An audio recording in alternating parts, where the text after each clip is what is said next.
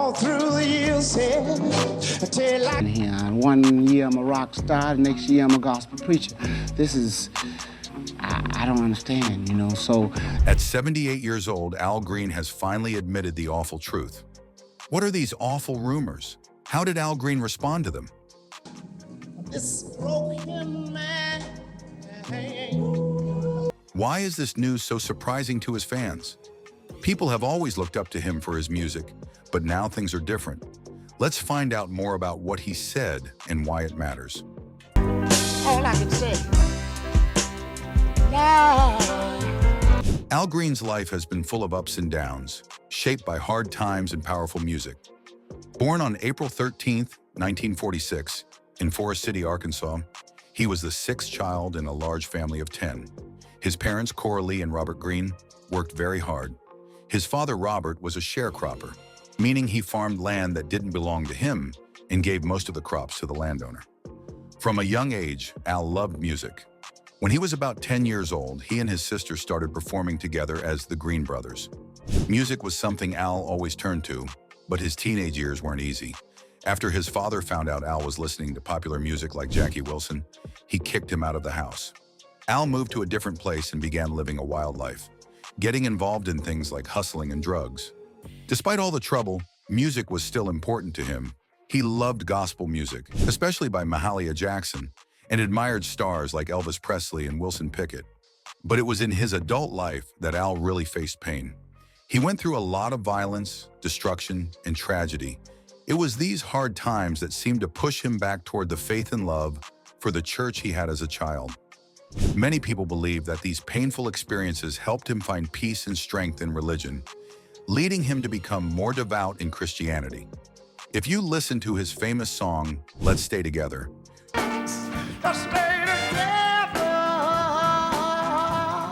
you can hear a man searching for something deeper in love and life. His lyrics, such as in La La for You, All I can say. Lord. and So You're Leaving, show a man dealing with both love and loss, trying to find meaning in it all. Al Green's story is one of overcoming struggles, finding faith, and using music as a way to express his deepest feelings. While in high school, Al formed a vocal group called Al Green and the Creations. He worked with his friends Curtis Rogers and Palmer James. They had a dream to make it big in music. In 1966, they changed their name to Al Green and the Soulmates and recorded a song called Back Up Train. This song became popular on the R&B charts and even made it to number 1, 46 in the Cashbox Top 100. Sadly, their other songs and their first album didn't do as well. During his time with the Soulmates, Al met Willie Mitchell, a producer from Memphis. Willie saw talent in Al and asked him to sing with his band for a show in Texas in 1969. After the performance, Willie wanted Al to join his record label, High Records. This was a big moment for Al, as it opened the door for him to become a famous artist. So he came over. I said, "What you say your name was?" He said, "Al Green." I said, "Man, you got a beautiful voice." I said, "You can cut a hit record." I said, "Why don't you go back to Memphis with me, and if we work real hard," I said, "we can cut some hit records." When Al Green first started singing, he wanted to sound like his heroes. He admired famous singers like Jackie Wilson, Sam Cooke, Wilson Pickett, and James Brown. These artists had amazing voices, and Al looked up to them. But he knew that if he wanted to be special, he needed his own style. This all changed when Al met a man named Willie Mitchell. Mitchell became Al's mentor and helped him find his real voice. He taught Al how to sing from the heart and express himself in a way no one else could. He says, well, boy, you could be a star in about, not long. I said, well, how long would it take? He says, 2 years. I said, well, sorry, I don't have that much time. I left. This was the turning point for Al Green. Before releasing his first album, Al made a small but important change. He dropped the E at the end of his last name. From then on, he was just Al Green. This simple change marked the beginning of his rise to fame. Al's first album with High Records was called Green as Blues. It didn't make him a superstar, but it got him noticed. People started paying attention to his music. Things really took off with his second album, Al Green Gets Next to You. One of the big songs from this album was his version of I Can't Get Next to You by The Temptations. Next to you. Got to be next to you, yeah. Al sang it slower and gave it a bluesy style, making it his own. Another hit from this album was Tired of Being Alone. The song was a huge success, selling over 1 million copies and going gold. This was just the beginning of Al Green's golden years. I'm crying to you, Lord, all through the years, yeah. I tell you like you did. Over the next 3 years, he released 8 gold singles. Al's next big album was Let's Stay Together. This album made him a star.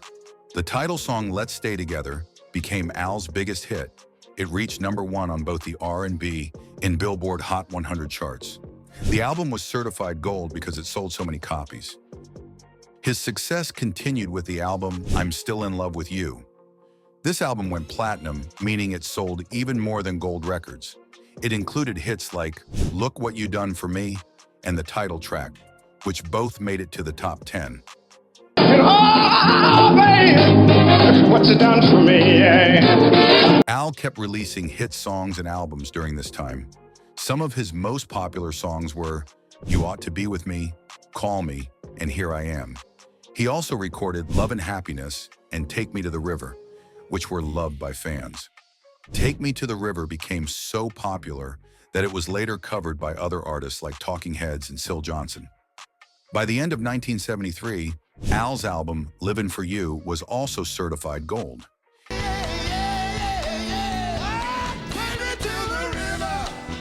He continued to make great music with songs like Sha La La Makes Me Happy and Let's Get Married.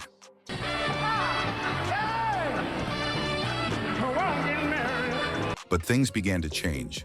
Al released the Bell album, but it didn't sell as well as his earlier records. Around this time, Al was dealing with personal struggles, and his heart was pulling him in another direction. He wanted to focus on his faith and become a minister. His final album with High Records, Truth in Time, also didn't do very well.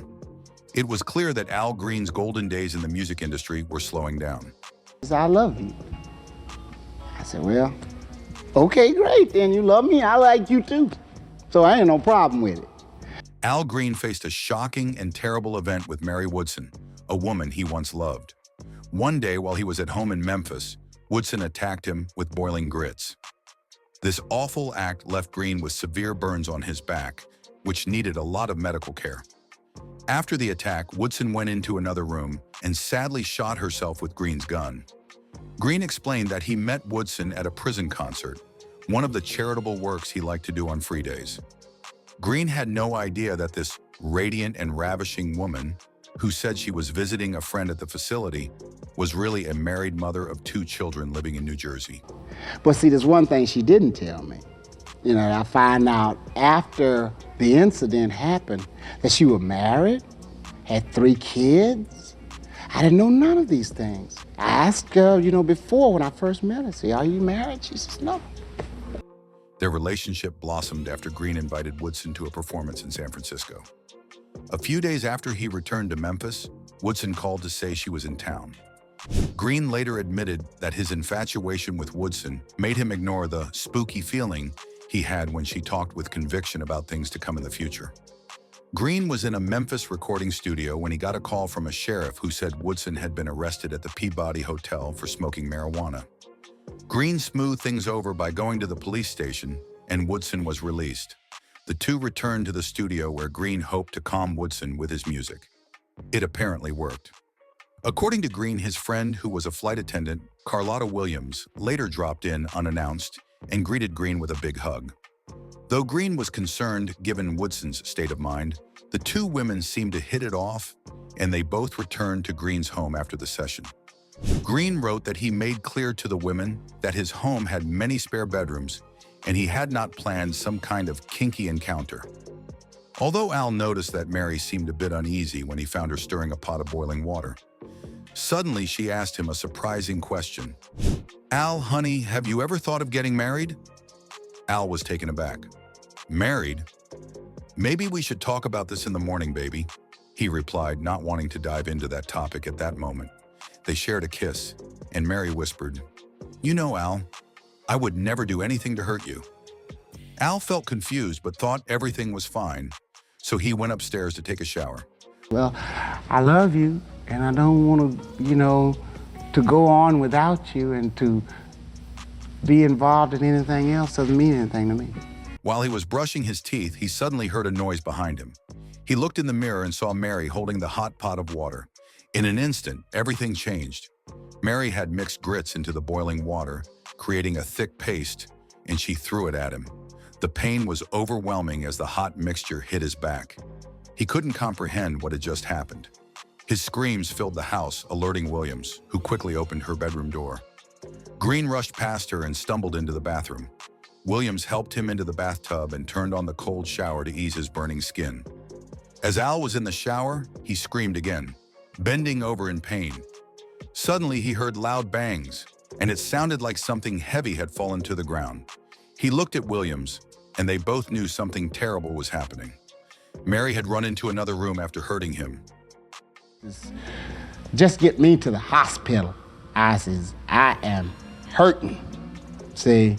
And by then, man, I had big boils all over my back, man. In that room, Mary grabbed Al's gun and fired one shot into the wall before turning the gun on herself.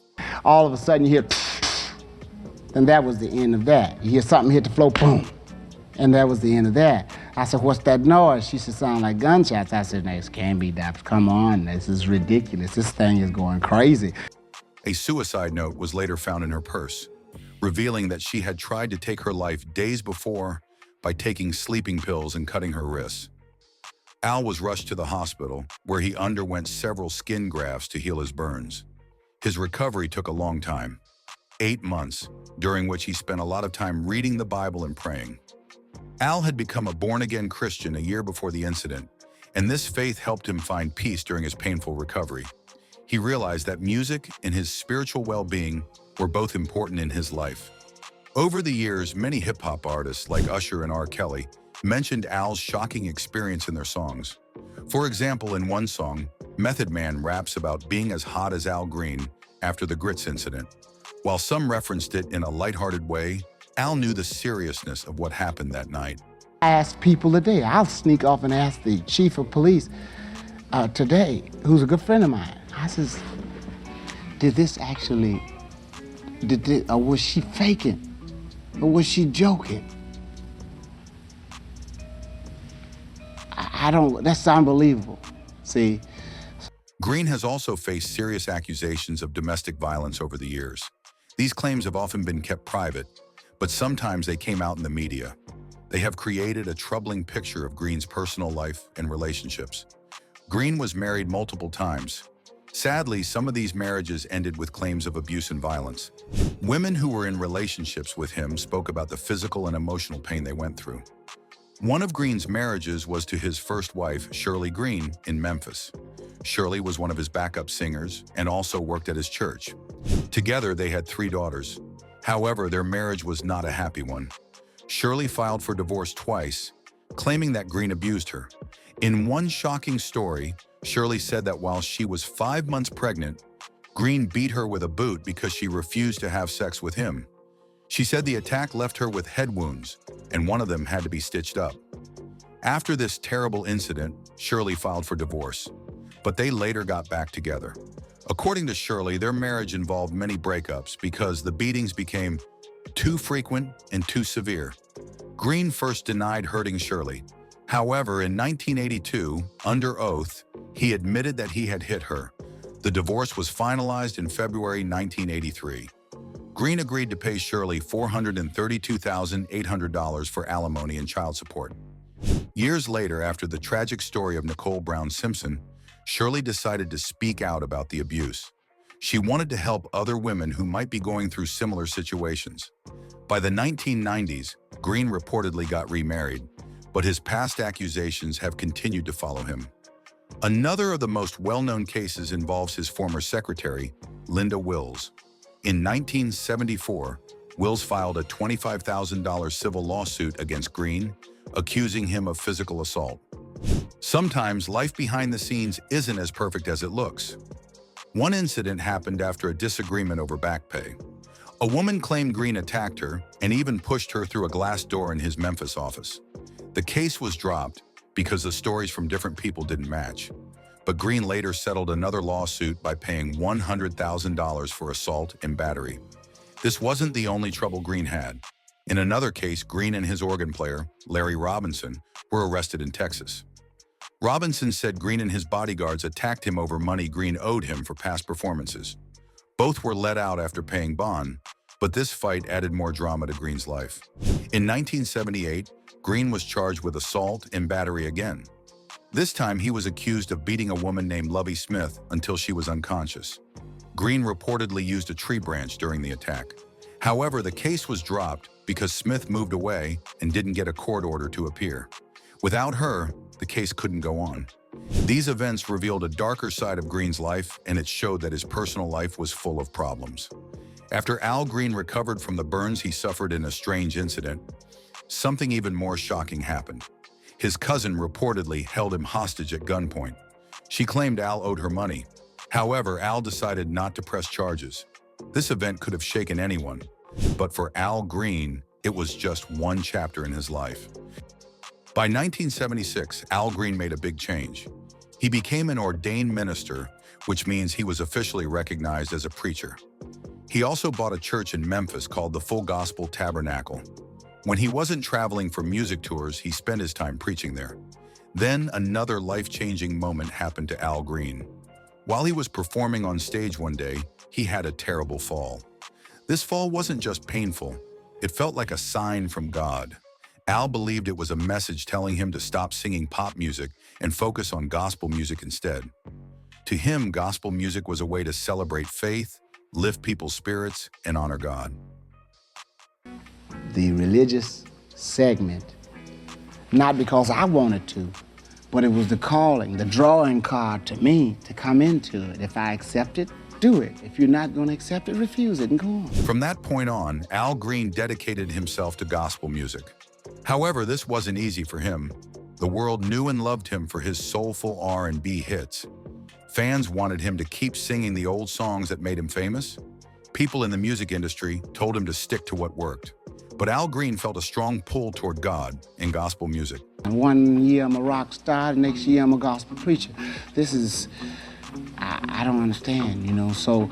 Balancing both parts of his life was hard. Sometimes he would release a gospel album, and other times he would sing R&B. It was like he had two sides. One side wanted to serve God, and the other side still loved soulful music. For Al Green, it wasn't about choosing one or the other. He was just trying to find peace between both. To one. As we may know that Every time Al Green performed, he carried this struggle with him. He wanted to stay true to his faith and make honest music. At the same time, he didn't want to let down the fans who supported him for so long, aside from the allegations of domestic violence. Al Green faced some tough financial challenges. He struggled behind the scenes with money issues, and this time around it was with some members of his own church. At that time, he was not just a music artist but also a gospel minister. He had his own congregation and took his role as a church leader seriously. However, some church members believed that he was not managing church funds properly. They claimed that he was using church money for his own personal expenses rather than for church-related activities. This was a serious allegation, as many people trust their pastors and ministers to use donations and funds responsibly. These church members ended up taking Green to court over these financial issues. They wanted answers and felt that taking legal action was the only way to get them. This was a difficult period for Green, as he had to defend himself against people from his own congregation. For someone in his position, these accusations were damaging. They put a strain on his reputation as a minister, creating doubt in the minds of some fans and churchgoers. However, before things got too far, Green and his accusers were able to reach a settlement out of court. This means that instead of going through a full trial, both parties came to an agreement privately. Although the exact details of the settlement were not made public, the case was closed, and Green did not have to face further legal battles over this issue. Settling out of court is common in such situations, as it allows both sides to avoid a long and stressful legal process. Despite the settlement, these events left a mark on Green's public image. On one hand, people admired him as a soulful gospel minister who shared uplifting messages. On the other hand, this legal and financial trouble showed a different side of his life. It reminded people that even public figures and respected leaders can face serious challenges. For Green, this added complexity to his public persona. He was no longer seen as just a music legend or a gospel minister, but as a person with his own struggles and flaws. This broken man. Al Green is one of the greatest voices in soul music, but some say he can be tough to work with. Over the years, people who work closely with him, like band members, have shared stories about his strong personality. They mentioned that Green sometimes had a quick temper or sudden mood changes. This made things difficult for those around him. Many believe his fame and personal struggles added to this behavior. Being famous comes with a lot of pressure, and Green faced that stress every day. With so many people watching and expecting so much, it's easy to feel overwhelmed. Fame can change anyone, and for Green, it sometimes showed in ways that others found hard to understand. What makes Al Green even more interesting is how private he is. Unlike other stars, Green doesn't talk much about his struggles or why he acts the way he does. Fans and critics often call him a mystery in soul music. We know his songs and we know his talent, but we don't really know much about the man behind the music. That's what keeps people curious about Al Green to this day. Al Green has built a legacy that will last forever. He was even honored by the Rock and Roll Hall of Fame, where they called him one of the most gifted purveyors of soul music. Green has won 11 Grammy Awards, including the Special Grammy Lifetime Achievement Award. On top of that, he received the BMI Icon Award and was celebrated at the Kennedy Center Honors. Rolling Stone magazine ranked him number 65 on their list of the 100 greatest artists of all time and included him in their list of the 200 greatest singers of all time. You can't give up, and you got to work 2 times as hard as your next person. In his autobiography, Green talks about life and choices. He writes, "The choices we make follow after us, lifting us up or dragging us down." These words show how much Green thinks about life and its direction. Even with hard times in his past, he keeps moving forward. He chooses hope, faith, and music to guide his future.